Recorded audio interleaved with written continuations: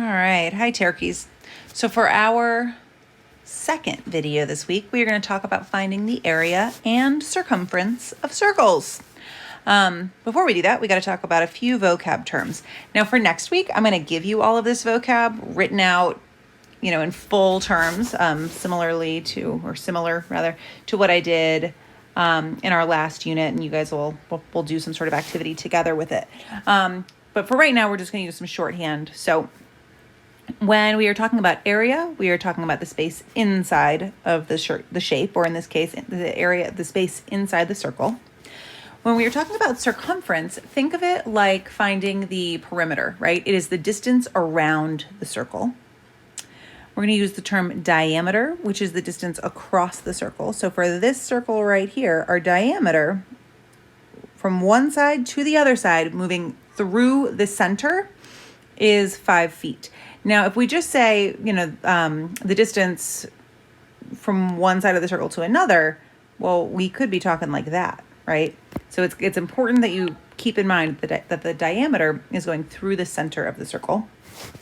And then the radius is half of that. It's from the center of the circle to an edge.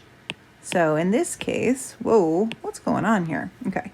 It is from the center of the circle to an edge.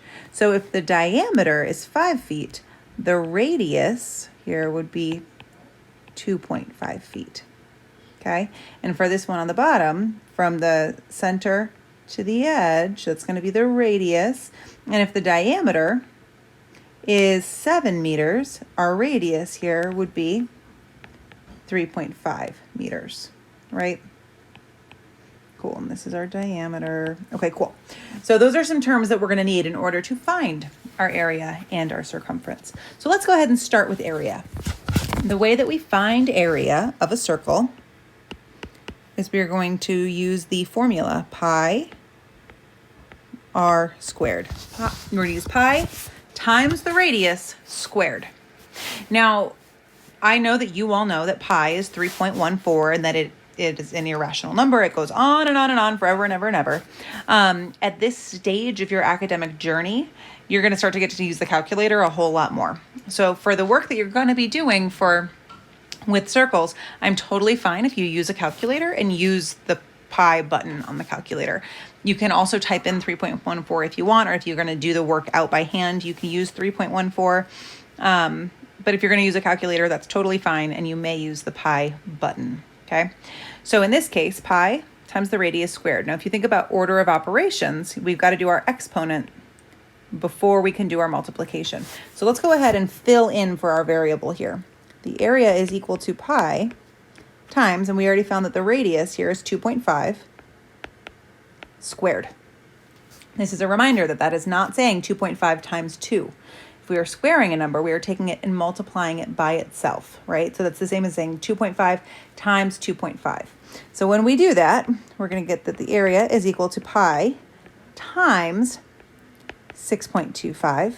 And then when we do that, we get that the area is equal to 19.63 feet. And it's the area, so our answer will be squared. Now, when we actually did this on the calculator, and I got to be honest with you, I did it out on the calculator a few minutes ago, and I don't remember. It kept going. It was 6.3 something. I only expect for the decimal to be up to the hundredths place, okay? Keep in mind, 5 or more, you raise the score. 4 or less, let it rest. So whatever the third digit here was, I think maybe it was a 4, if I'm remembering correctly. That tells me I did not need to round up. If that third digit were a 5, 6, 7, 8, or 9, I would have rounded this to be 19.64 feet, right? But it was less than 5, so 19.63 feet is the area. Let's go ahead and do that a second time. So again, area is equal to pi r squared. So in this case, our radius is 3.5 meters. So the area is equal to pi times 3.5 squared. 3.5 squared is 12.25, so the area is equal to pi times 12.25. And then when we do that out, I got that the area is equal to 38.48 meters squared. Okay. So that is a formula that you honestly are just going to need to remember. The area of a circle is pi r squared. Now, I'm going to change gears. If we are finding the circumference of a circle, that is the area, or the distance around the circle, we do that by doing the circumference is equal to 2 pi r. 2 times pi times the radius. So in this case, that's going to be 2 times pi times 2.5. And when we do that out on the calculator, we get 15.71 feet. And if I got an answer that was like 78 feet, you'd have to think, does that make sense? If we know that this distance right here is 5 feet, would it make sense for the distance around the circle to be 75 feet? No, it would. That would be a solid indication that, ooh, maybe I've made a calculation error, right?